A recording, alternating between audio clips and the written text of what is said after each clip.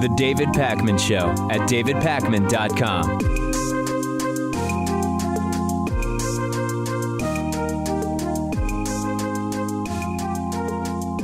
We've been talking about a lot of polls lately, and most of them I talk about Hillary Clinton and I talk about Donald Trump, the presumptive and soon-to-be official nominees of their respective Republican and Democratic parties, or vice versa. Not exactly sure how I said that. And some people email me and they say, David, you aren't including third parties. And this is mostly said by people who feel that their candidate will benefit from including third-party candidates Gary Johnson and or Jill Stein in the polls. But some people say it's straight out of a desire for the full facts. And I respect that and I want that. So we are going to look at those numbers. And fascinatingly, Lewis, the race doesn't change noticeably when comparing Clinton versus Trump to three-way polls, including Gary Johnson, to four-way polls, including both Johnson and Jill Stein. And I have to say this because now, whenever I state something independently gathered from other people who have done research, people get mad at me. It's like a kill the messenger mentality that is going on. What I'm about to tell you is not my opinion. I'm going to show you the data based on not cherry picking one poll, but looking at an average of polls. So let's start with the top line. Two-way polling. In two-way polling, Clinton versus Trump, the average of recent polls has Hillary Clinton at 44.3, Trump 40.7. That is a 3.6% lead for the Democratic presumptive nominee, Hillary Clinton. If we introduce Libertarian candidate Gary Johnson and do a three-way poll, this is the middle line for people reading along with me, we see that Hillary Clinton's lead is essentially the same. It ticks up just slightly to 3.9%, but you will notice her level of support and Trump's level of support both drop, and Gary Johnson polls about 7.6%. But the Hillary Clinton lead is basically unaffected by adding Gary Johnson to the polling. And then lastly, the third line, if we do a four-way poll, including Green Party, I don't know at this point if she's the official nominee or presumptive because she said she would step aside for Bernie. But anyway, let's call her the Green Party nominee. I don't know if official or presumptive. Four-way race, Hillary Clinton's lead almost doesn't change. It actually goes up slightly to 4%. Clinton 40%, Trump 36%, Gary Johnson 7%, and Jill Stein just under 4%. So this is fascinating, Lewis. Now, just because Hillary Clinton's lead does go up slightly when you include Gary Johnson and Jill Stein, that doesn't mean that their presence has no impact, because Hillary Clinton's lead is similar, but both she and Trump are losing some support when you include Gary Johnson and Jill Stein. But the most titillating element of this is that the presence of Gary Johnson and Jill Stein is affecting Trump and Hillary about equally, which is not necessarily what you might expect. Yeah, we kind of talked about this yesterday. You have the people on both sides. I don't know if it's an equal number or equal percentage, but of course, we know about the no way I want to vote for Hillary people, right? And we definitely know about the no way I want to vote for Trump people. And I suppose when you throw in a third party, it just seems to be about an even number of them on each side. Now, a quick note about Gary Johnson. He did poll at 10% in a recent McClatchy-Marist poll. This is one poll, and some people are getting super excited, fervent almost, to take a quote out of Lewis's vocabulary, which you can check out on urbandictionary.com. Some people saying 10% is great for Johnson because if he gets to 15%, he'll be able to participate in the national debates. I think it would be great if we had more than just two people participating in the national debates. However, typically the rule is you have to have 15% in a number of recent polls, usually around Labor Day, to be invited to participate in the national debates. One 10% poll for Gary Johnson is not even really putting him close to being in on those debates. But I want to set expectations for people. Yeah, we know about all the problems with debates. Much more of a problem during the primaries. But it would be nice to see more than two people on that national stage for sure. It would force both Trump and Clinton to change what they would normally say. Based on the current rules, very unlikely Jill Stein will even come close to making the minimum support level that she needs to be included in those debates. I think if Gary Johnson did make it into those national debates, it will hurt Trump more than Hillary Clinton that close to the election. Today, the presence of Gary Johnson is sort of drawing about similar support from Hillary and Trump voters. But I believe as we get closer to the election, the impact of Gary Johnson would be more negative to Donald Trump. But we will see. And the great thing is we have data. We don't have to speculate about what do the polls look like if we include Johnson and Stein. We have the data. We've looked at it. As of right now, it does not affect Hillary Clinton's lead. This week, Republicans move towards finalizing their platform for next week's Republican National Convention. I expected some craziness, but it is way more insane and outrageous than I even imagined it would be, especially considering that on some issues, their presumptive nominee, Donald Trump, is actually more moderate. But maybe that is why the Republicans have gone hard, loony, crazy right with their platform. Here's some of the big points from this proposed Republican convention platform. To start with, they want to ban women from military combat. Okay, we've already talked about that. If you have certain requirements that need to be met to participate in combat, then it shouldn't really matter which genitals you have. It's more a matter of, are you equipped to do the job? Republicans apparently don't want that. Women out of combat. Okay. The Republican platform that they are putting forth for the convention describes coal as a clean energy source. Hard to imagine a dirtier energy source than coal. Completely anti-science. Completely, just absolutely nonsensical, retrograde idea. The issue of pornography has been declared a public health crisis by the 2016 Republican Convention platform.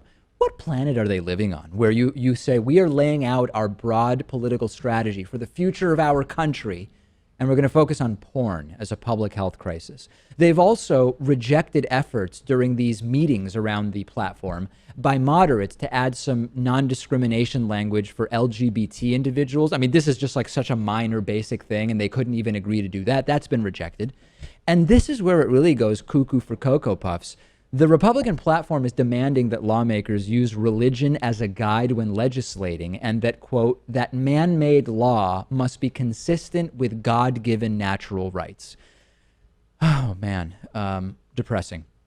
Teachers are encouraged to use the Bible in public school for teaching, some saying as a historical document. Okay, I mean, it's not, you could make a case that there are certainly historical realities that can be illustrated through the existence of the Bible, but teaching the content of the Bible itself as a historical document is bonkers.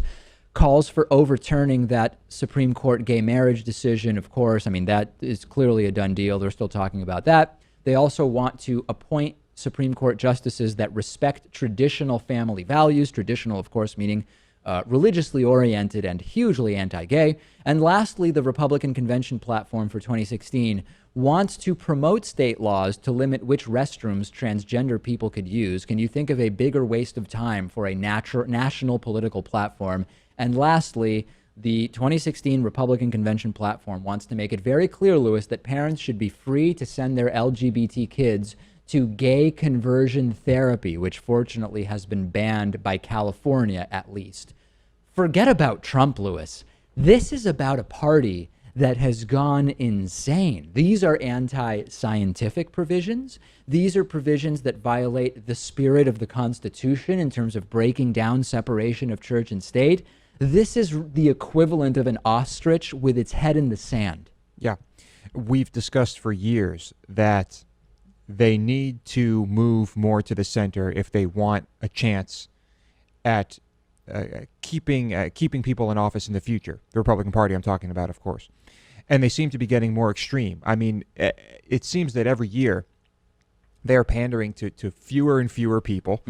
And what is the point? I mean, what needs to happen for them to, I believe me, I love this. I love that this is their platform. I love that they are not changing at all. It's great for Democrats. The problem I see is that this, as Lewis points out, panders to the more extreme elements of the Republican Party, who are often big donors.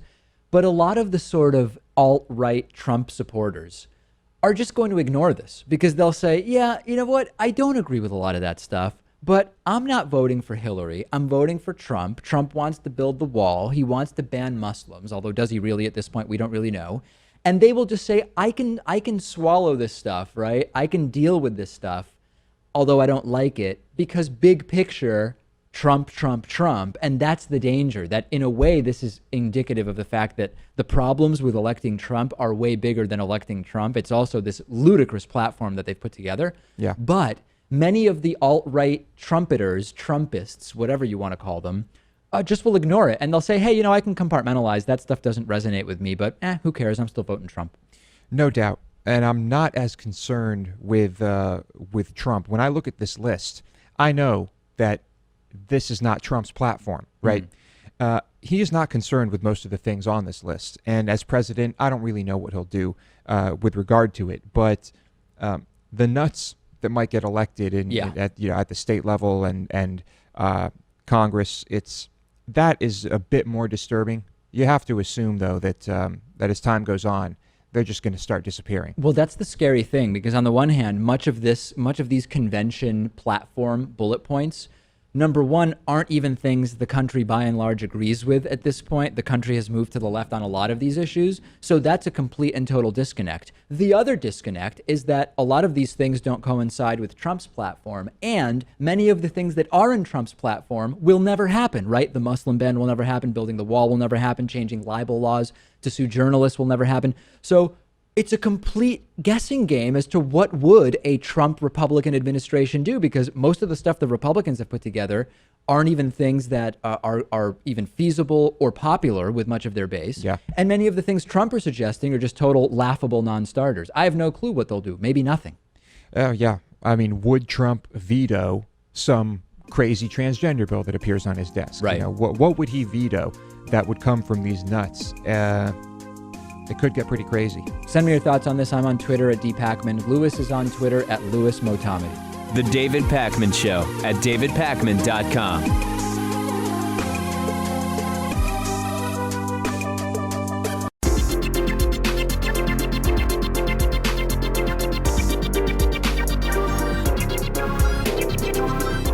The David Pakman Show at davidpakman.com.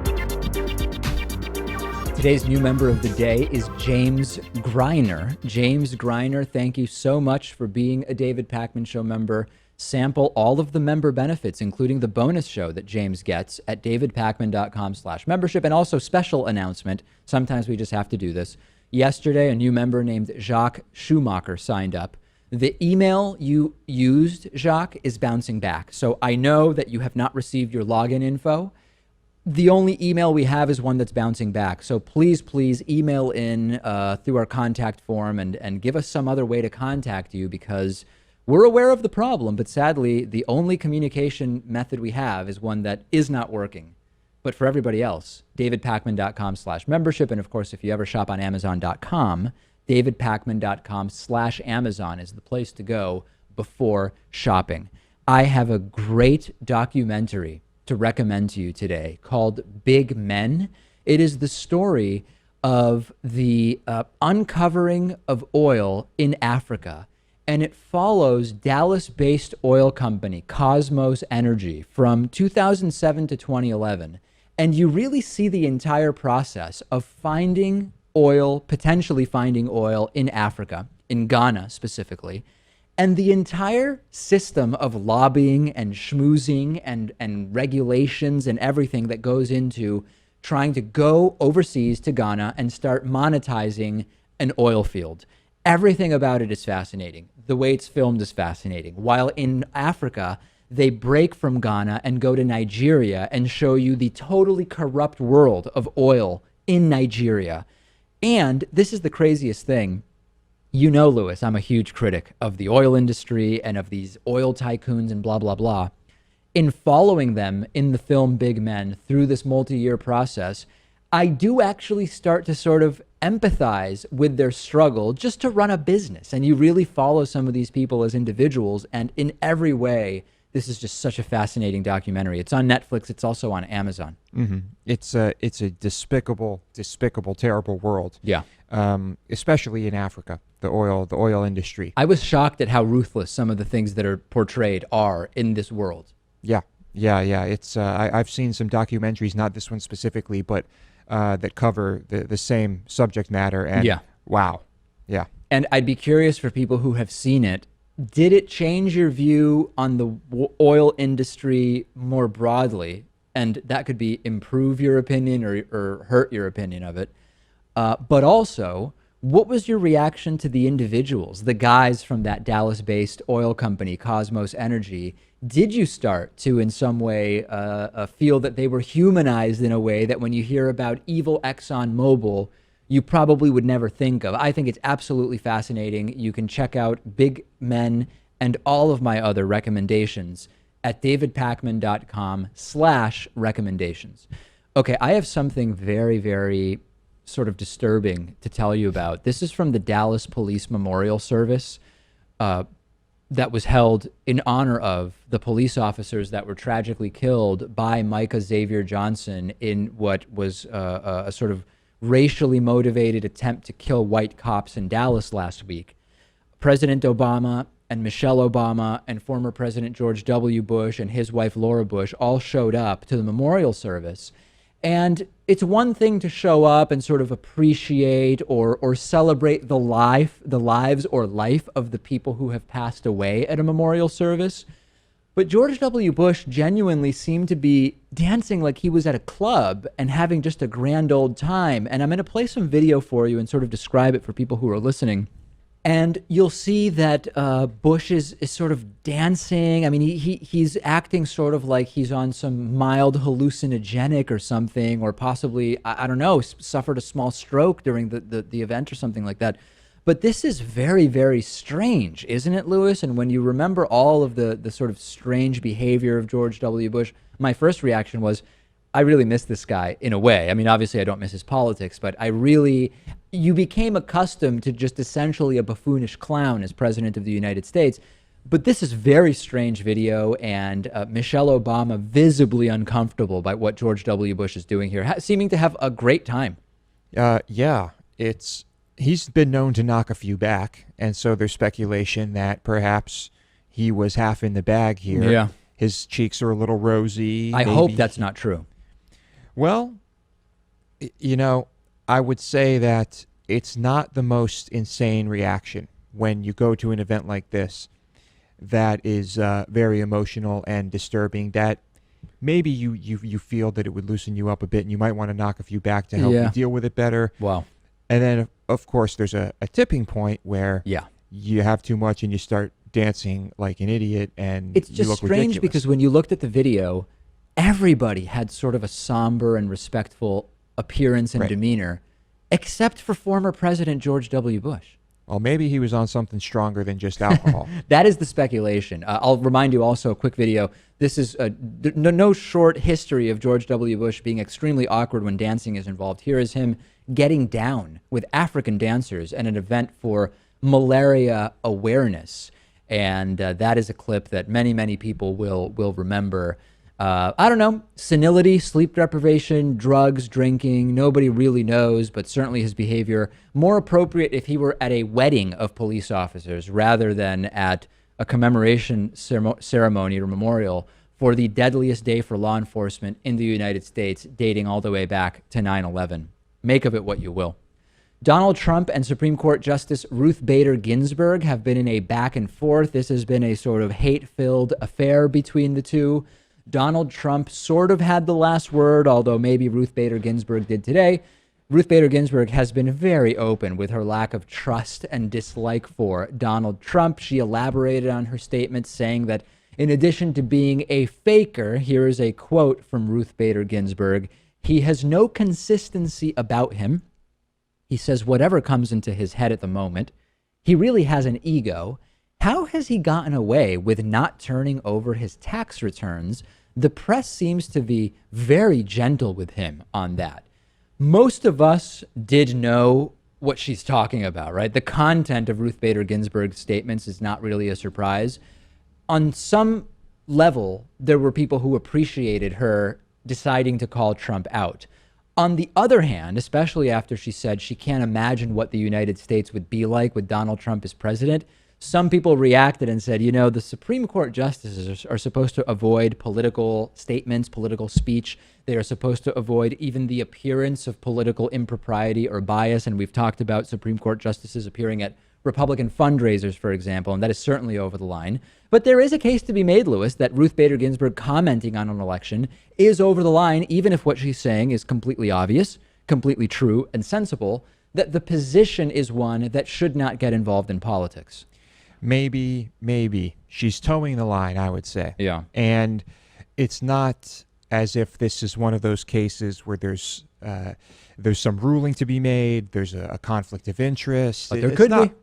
Well, if Trump becomes president, all of a sudden one of the justices who has to decide about maybe his administration being sued over a law or something is the one who said, this guy's dangerous and he's a faker and blah, blah, blah. I get it. I don't disagree with the content of what she said. Mm-hmm.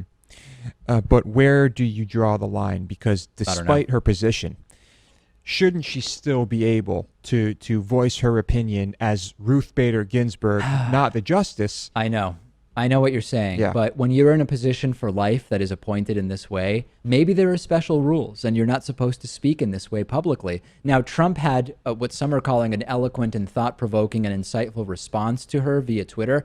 I'm not calling it that, but people on the internet who seem to like Trump are calling it that. Trump tweeting, Justice Ginsburg of the U.S. Supreme Court has embarrassed all by making very dumb political statements about me. Her mind is shot. Resign. 10,800 retweets, 31,896 likes. Yeah. After it was revealed to Trump that Ruth Bader Ginsburg has been dealing with cancer for some time, he sort of backed up on some of the aggressive language, but actually it's Ruth Bader Ginsburg who today said it was not appropriate. It was not appropriate what she did, and that her comments were ill-advised and that she regrets having made them. Of course, she doesn't think anything differently about Trump. We just now know what she thinks. She says making the comment was not a good thing to do. So I do believe that if we are going to be fair, I don't want to appear as though I'm against right-wing justices showing up at Republican events and fundraisers, but I don't care about Justice Ruth Bader Ginsburg saying this.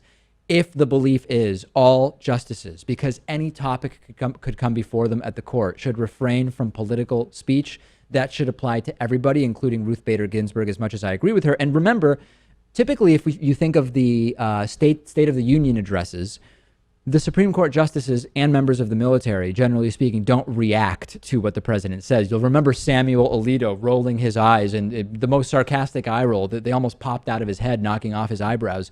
That certainly was completely inappropriate, Louis, and we have to be consistent on this issue. That is true. I guess it's there are a lot of unwritten rules here, and it's a lot of subjectivity, but even Ruth in this case said that she shouldn't have said it, and so we'll take her word for it. I agree with her. I agree with her own assessment. I guess I agree too. Send me your thoughts on this. We are on Facebook at facebook.com/David Pakman Show. The David Pakman Show at davidpakman.com.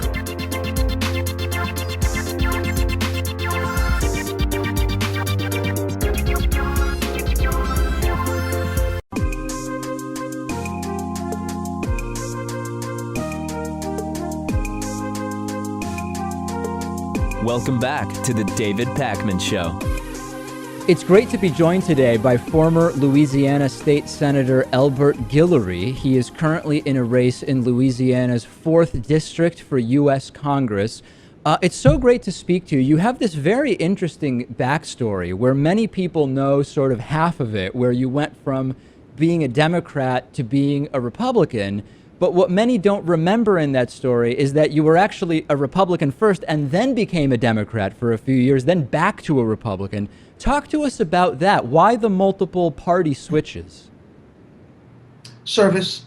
Actually, I was a Democrat originally, and the first time I became a Republican, the governor of Illinois just appointed me to his cabinet, and he was a Republican and told me that by the next morning I should be a Republican in order to serve on his cabinet and to perform the very important tasks that I had been appointed to.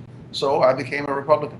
So in other words, it was you were told, if you want to do what we're appointing you to do, you have to change your party affiliation. That was imposed on you. You didn't necessarily want to do that. It wasn't I wouldn't say imposed. The exact conversation was, "Oh, Guillory," as I was walking out the door.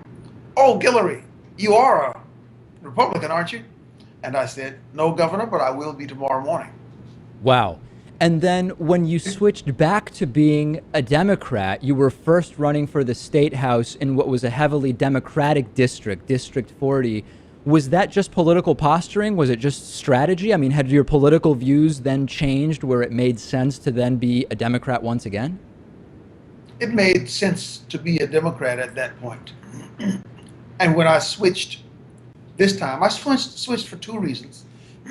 The first is that it's been absolutely clear to me that my community suffers from putting all of its eggs in one basket. By having all of us, 98% of us, operating as Democrats, we get left away from the table where decisions are made. And to be clear, when you say my community, do you mean your physical community, or which community are you referring to? I mean the black community at this point. Okay. The black suffers. You know, if you look at the Hispanic community or the Asian community or the Jewish community or any other ethnic community, they are at every table where decisions are made. Only black folk are left out. And so that was certainly one of the reasons. But the second reason is of the matter of values. The Democrat Party had gone so far to the left on matters that are important to my community and my heart, my family. Issues like life and God and guns and country. And that all happened between 2007 and 2013. Yes, that is correct. Particularly in Louisiana. I'm talking about the Louisiana Democrat Party that moved so far to the left so quickly that it took binoculars for me to see them. And on what particular, you mentioned some of the sort of general issues, but very specifically, as you said in Louisiana, whether it's on God or life or guns, for example, how specifically, from when you became a Democrat in 2007 to when you went back to being a Republican in 2013, did those positions change among Democrats in Louisiana? The Louisiana Democrat Party became very much anti-gun ownership. And my family and I are very, very pro-gun. My community is very pro-gun. We're a rural community. We're a community of veterans, of doughboys. In my own family, my stepdad fought in World War I in France. My brother served in World War II. I served during the Vietnam era. My son, one of my sons, served in this present Middle East conflict or set of conflicts. So we're shooters. We're guys who like to shoot at tin cans and at targets and birds and other small animals. And isn't it a concern, because you talked about service in the military, in connection to sort of the liking to be shooters? On the one hand, there's the issue you're talking about of guns.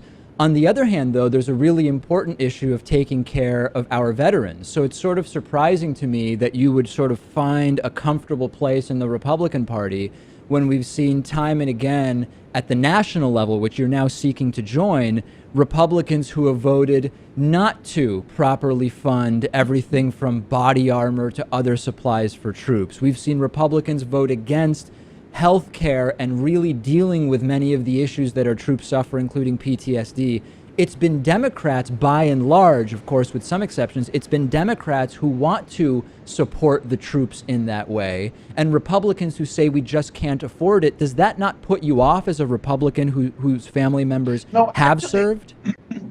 Actually, I view many of the votes that you're talking about in a more complex fashion. The problem is a spending problem. We have placed a lot of money into the hands of our military. Unfortunately, we have soldiers stationed in 167 countries. We do not have a national interest in 167 countries. Okay, now you're talking my language. I like that. Yeah, go on. We're wasting money that way. Now, during the last 8 years of Democrat administration, there has been absolute mismanagement of the Veterans Administration under this Democrat administration. The long waits, the high number of veterans dying, waiting for an appointment to see a doctor. Yeah, you're absolutely right, but that's the number- result. That's the result of Republicans not wanting to fund it properly, though. I don't believe so. I believe that those votes were a little bit more complex than that. Actually, the Republican Party has been very supportive of the military and very supportive of the VA. But looking at Elbert Guillory, Yeah. I am 1,000% supportive of the VA, and I am going to demand that we administer, that we manage the VA properly. Yeah, I agree with you. It just seems you're going to have much more willingness to listen to that idea on the Democratic side, as we've seen from vote after vote. Let me ask you about one other issue, which is really important in Louisiana, and it's really important to the black community as well. We've seen voter suppression tactics used around the country by everybody from Ken Blackwell to Jeb Bush as governor, many other states. And we see time and again that there's a really specific group that is disproportionately disenfranchised by those voter suppression tactics, and that is non-white people. We're talking about black and brown voters. And we know that if you look at the country and you look at a map, if you look at the areas that have more minorities living in them, those are the areas that are targets for voter suppression laws. That is almost 100% at the hands of Republicans. Does that not bother you as a black American who says the black community is so important? The black community is disproportionately disenfranchised by the right's voter suppression laws. First, let me tell you that in St. Landry Parish in Louisiana, my home, my parents did not vote, were not able to vote until the late 1940s, early 1950s. Okay. When you talk voter suppression, I have lived through voter exclusion. Sure. So I understand the issue. Yeah. Now, that's what much makes me of- think of- you would be so much against what Republicans have done, because you uniquely are positioned to understand it. Why are you with the party that wants to make it more difficult for black and brown people to vote? I don't see this as making it more difficult for black and brown people to vote, but let me give you an example. Yeah. In New Orleans, there was an election about a decade or so ago, and this is on the record. There are affidavits of people who were, what was taking place was that there would be a van that would come by and it would load up people. They would each get paid, and they would go from precinct to precinct in this van, and they would all get out, and when they got out at a specific precinct, they'd be given an ID card, and they'd be John Smith. So he'd be John Smith at this place, and he'd go and vote. Yeah. Get back on the van would go to the next precinct, he'd get off, and he'd be John Johnson, and John Johnson would vote at the next precinct. Right. That kind of voter fraud is something that we have to address. There's We no do. way The to- problem is it's barely existent. I mean, anecdotal stories, I'm not denying any of your anecdotes. I don't know specifically the one you're talking about. This has been widely studied by nonpartisan group after nonpartisan group. It is a total straw man. The idea of passing voter suppression laws like we've seen, and these oppressive voter ID laws, which are not, it's not just get a free ID, we've talked about that. Those have been used under the guise of stopping the types of incidents you're describing, which are almost completely non-existent, just absolutely non-existent. It is simply not an issue according to any fair analysis of the situation, and it's being used to justify disenfranchising black and brown voters, and it's just shocking to me that you would throw in with that party. Call me old-fashioned, I just don't get it. Well, actually, I think I'm the old-fashioned guy. I mean, I want everyone to just play by the rules. Right. If in America, you have to have an ID card to go to school. You have to have one to drive. You have to have one to get Social Security. You have to have one to do just about anything in America. So I don't believe that it's unreasonable for a person to be able to go to vote and show that they are an American citizen who is legitimately registered to vote. And that's all this is about. It's not about suppressing votes or disenfranchising anyone. It's about playing by the rules. Yeah, you're those, right that it may not, to say what it is or isn't about is sort of subjective, and we'd have to know about the psyche of some. And some Republicans have said it actually is deliberate to make it easier for Republicans to win. But what we have to also pay attention to is, does it disenfranchise disproportionately black and brown people? So whatever the intention is, it does do that. And that is sort of my concern, operating in the real world rather in the world of whether it's meant to do that. It does do that, and that's my concern. I don't believe that it's unreasonable for a person to have an ID card and to present an ID card in order to vote.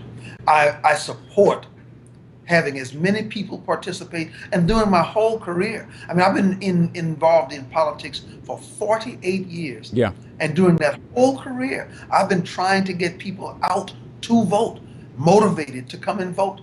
And during that whole period, I've never found it unreasonable for someone to present an ID card to show that they are a legitimately registered voter. All right, former Louisiana State Senator Elbert Guillory, he is running in Louisiana's 4th District for U.S. Congress as a Republican. It's no secret if you've watched this interview that I don't totally get it, but if it makes sense to you, Mr. Guillory, by all means, we will follow the race and we will see how it goes. And I really do appreciate you taking some time to talk to me today. It has been a pleasure, David. I'm really a fan of yours. Thank you. I don't believe that we disagree very often, but we are both passionate about this. Please have invite your listeners to come, your watchers to come and visit me at voteelbert.com and understand more of what I'm talking about. Absolutely. Thank you so much. Thank you. The David Pakman Show at davidpakman.com.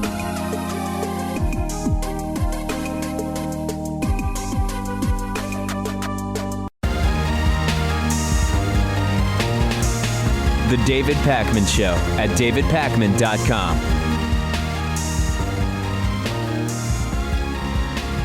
It was bound to happen eventually. An individual who was born biologically male, who identifies as a transgender woman, was arrested after taking photos of other women inside the changing room at a Target in Ammon, Idaho. The sheriff's office showed up at the store and were told by an adult female that a person was taking pictures of her while she was trying on clothes inside of a changing room. The woman saw a person reaching over the wall with a cell phone to take the pictures. The victim proceeded to confront the subject, who ran from the store. Detectives interviewed witnesses, looked at security footage, and that brought them to 43-year-old Sean Patrick Smith, who also identifies as a transgender female named Shauna Patricia Smith. After interviewing Smith, she was taken into custody and booked for one felony count of voyeurism. Is the anti-trans right now going to blame this on the trans community? What should we be thinking about this? Now, other people are mentioning that it is possible that this is conservatives committing fraud merely to defame a minority group, which they have said, Louis, they would do. We've reported on numerous groups saying they would send in people claiming to be transgender deliberately to do this stuff. We don't know that yet, though. Well, who's dumb enough to get hit with a felony charge just to appease Republicans? Yeah. I just want to ask one detail. Was this a female changing room? A lot of these are unisex at stores. This is a question I don't have the answer to, and that is exactly what crossed my mind. I do not know the answer to that. And the other question that I think is very relevant, Louis, is the headlines are transgender woman takes pictures of women in a changing room. Is the transgender identity of the person even a legitimate part of the headline, particularly if, as Louis suggests, often these changing rooms, these fitting rooms, are unisex? They're just enclosed and whatever. Is it newsworthy in the sense that it has any bearing whatsoever on who's allowed to go in which bathroom? So let's just say it is a female-only changing room. Yeah. The point of the story for me is that here are the laws we have against this type of thing. Right. Someone violated the law. They got arrested and charged with a felony, and that's how it works. That's Right. how it happens. Why do we need these specific laws. Right. In other words, this was not enabled in any way by those laws. This is someone who was breaking the law regardless of the genitals they were born with or the identity that they have today in terms of their gender. The problem is, Lewis, that number one, some people will look at one incident and say, oh, that proves a law needs to be changed. Tell me what other laws you've wanted to put into place as a so-called small government conservative who says the government should do the least necessary based on one incident. That's number one. And number two, some people have been emailing me saying, David, it's going to surface that this was not really a transgender woman and that is going to then be a win for the anti-trans community. Here's the problem. This is going to be spun as a sort of win for the anti-trans community no matter what, because the right-wing response, if this person was really transgender and went into the bathroom to take pictures of women, into the fitting room to take pictures of women, the right-wingers would say, see, we told you that letting trans people use the bathroom that they identify with was going to cause a problem. And the right-wing response, if this was somebody not really transgender, but, quote, pretending to be, in order to go into the fitting room and take pictures, the anti-trans right will say, see, we told you that people who aren't really trans would just pretend to in order to go take pictures. The right, the anti-trans right, can spin this as I told you so no matter what. They can and they will, but let's just bring up the point I made and say that regardless of your sex or sexual identity, you can still sneak into any bathroom. You can still sneak into any changing room. You can still use your camera. So the laws work. They worked here. Well, what do we need to change? Especially when you consider that most clothing stores have just individual stalls for these fitting rooms, and there is no gender. No gender at any point that needs to be designated or divided or anything like that. A study from England and Wales shows that for the first time in 70 years, women over 40 are having more kids than women under 20. The last time that the over 40s had the higher fertility rate was in 1947 in the wake of World War II. And this was a direct result of parents sort of getting back to it, if you know what I mean, after the uncertainty of the war. There are really two stories here, and progressivism is the path forward in both. And I'll tell you what we mean. We have been better, and the study is from England and Wales, but the West has been better at preventing teenage pregnancy, right? What does that have to do with progressives? Well, what helps hold down teen pregnancy? Comprehensive sex ed, which right-wingers are against, access to birth control, which right-wingers are against, and access to abortion, which right-wingers are against. On the other side, the advances in fertility treatment, as well as more women in higher education and in positions of power, all of these developments make it easier and more common for women over 40 to choose to and be able to have kids. And once again, generally speaking, it's the progressives that are much more in favor than conservatives of various types of medical research that lead to these types of advancements. So still, the reproductive outcomes statistically are better in women under 40, but they are improving more and more. And there's a discussion now to be had in terms of waiting to parent for parenting that was not really a conversation to be had before, both for sort of societal reasons, life expectancy reasons, and medical advancement reasons. Yeah. Well, across much of the developed world, people are getting married later, and just generally as a social thing, people are having children later. Right. And work and social, and that is, to me, a very good thing. So it's a multi-faced issue. I wouldn't say it's an issue. It's just a reality. It's a change in society. And a couple things to mention. Number one, because some people are dissuaded from having kids younger merely because of the cost and that their health insurance is tied to a job and not universal, there is the thought that national health care, universal health care, single-payer health care could actually increase the birth rate on balance. That's one issue. And then the other, of course, is general concerns about some societies where there's a negative birth rate. And we've talked about some of those countries and the sort of concerns that come with that. And certainly being able to wait until you're in your 40s to have children is going to further push down the birth rate. We have a voicemail number. It is 219-2-DAVID-P. Here's a voicemail I received. Take a listen. Hey, David, it's Matt in South Florida. I just listened to the bonus show where Lewis talked about kale, and he got serious, talking about shit'll go down, and it may kill you. It's probably the funniest thing I've heard on your show. Keep it up. All right. Yeah. People loving Lewis's descriptions of, you got pretty into, not grotesquely so, but you were very much into the possible negative impacts of overconsumption of kale. I hypothesized that a kale eating competition is more dangerous than a hot dog eating competition if the kale is raw. Yeah, and you sort of went into it a little bit more, but let's not spoil it all. That is on a recent bonus show this week. On the bonus show today, Faroe Islands making their own street view using sheep. We will talk about synthetic pot overdoses in Brooklyn, and a captive journalist appears in an ISIS propaganda video. Sign up, get instant access at davidpakman.com/membership.